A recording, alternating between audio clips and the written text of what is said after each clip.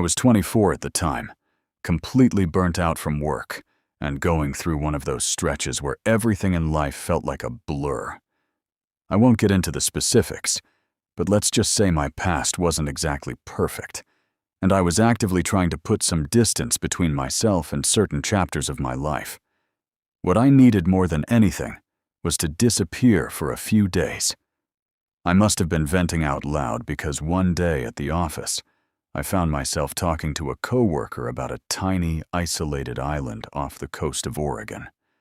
The way he described it, the place sounded aggressively boring. No nightlife, barely any tourists after dark, and most people just took the ferry out for the day and left before sunset.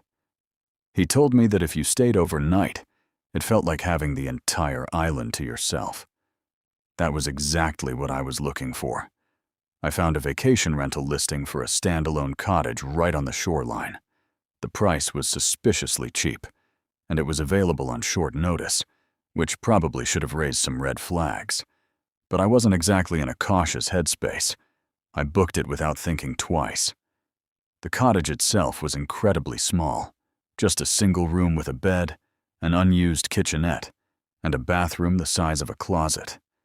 It was set back from the water, surrounded on 3 sides by thick brush that pressed right up against the wooden walls. The front faced the dark ocean, with a single window covered by a thin, semi-translucent curtain that didn't do much to block the view in either direction. The walls were paper thin. I could hear the wind moving through the brush like it was right next to my ear. The door, however, had a heavy deadbolt and a thick chain lock that both looked like they had been installed very recently. It struck me as a little odd for such an isolated, peaceful spot, but I didn't dwell on it. I took the late afternoon ferry over and spent the early evening just walking around the island. It was surreal watching the place empty out as the day visitors filtered back to the mainland. By the time the sun went down, there was almost no one left. No streetlights, no cars, no ambient noise, nothing. I grabbed dinner at a little local pub near the ferry landing. The bartender was friendly enough, but I noticed she gave me a very strange, unsettling look when I told her exactly where I was staying. On the walk back to the cottage in the pitch black, I passed a small wooden dock tucked into a cove, maybe 100 yards from my rental. There was a single, small blue motorboat moored there. It stood out because all the other boats I had seen on the island were much larger commercial vessels. I made a mental note of it, but didn't think too much beyond that.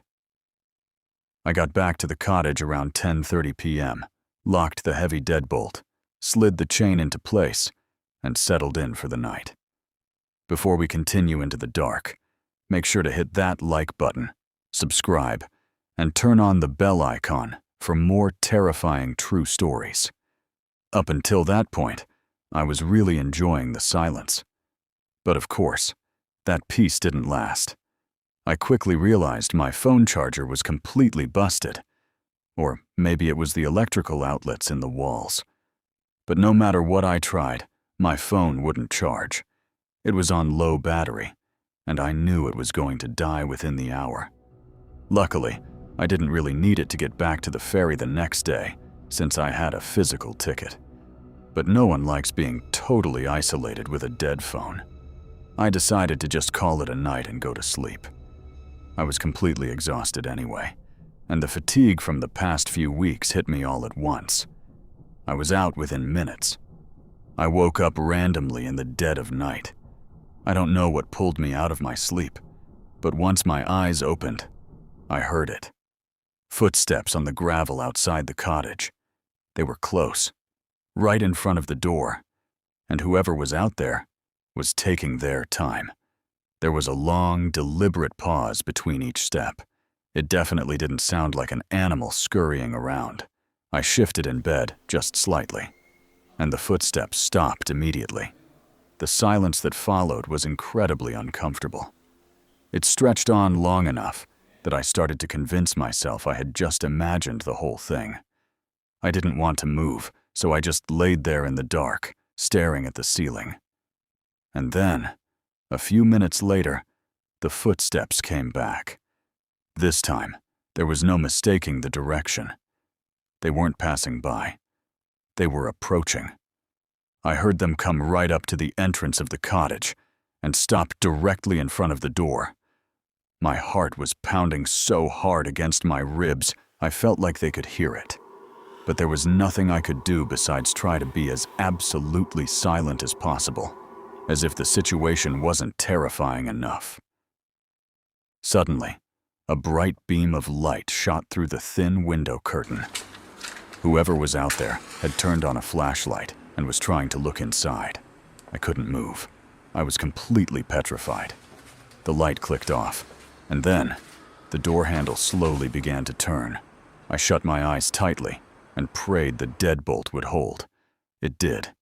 I thought that would be enough to make them leave. But I was wrong. A few agonizing seconds passed, and then they tried again, throwing their heavy body weight into the door.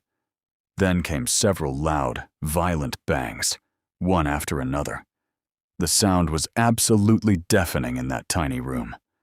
The violent banging snapped me out of my frozen state. I knew I had to do something. So without thinking, I quietly slipped out of bed while the person was still striking the wood, and crouched down tightly behind the door. I was fully prepared to fight for my life, but instead of the door bursting open, everything suddenly went dead quiet. I stayed crouched on the cold floor, trying not to breathe. And then, and I will never, ever forget this, the person on the other side of the thin wooden door pressed their face against the crack and spoke in a deep, raspy whisper. "I know you are in there, Alex." I almost gasped out loud. It was a man's voice, a voice I did not recognize at all. But he somehow knew my name. The heavy footsteps slowly moved away from the door and began dragging along the side of the cottage. I tracked the sound as it passed the bathroom wall and continued circling around the back. He was taunting me.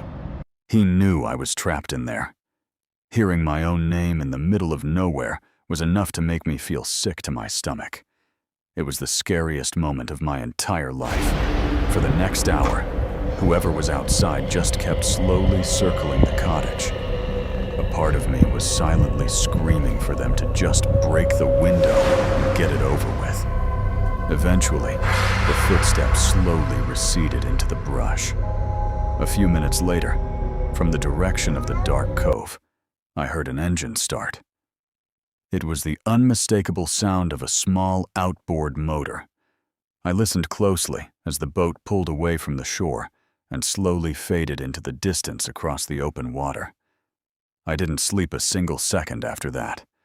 The moment the sun came up, I grabbed my bags and ran out the door. The gravel around the cottage told the whole terrifying story. There were huge, heavy boot prints circling the building multiple times.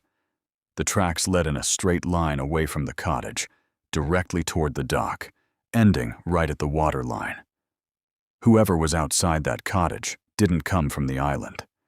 They had come by a small private boat, specifically to that cottage. And on that specific night, they knew exactly where I would be, and they knew my name. Tell me in the comments, what would you have done if you heard your name whispered through the door?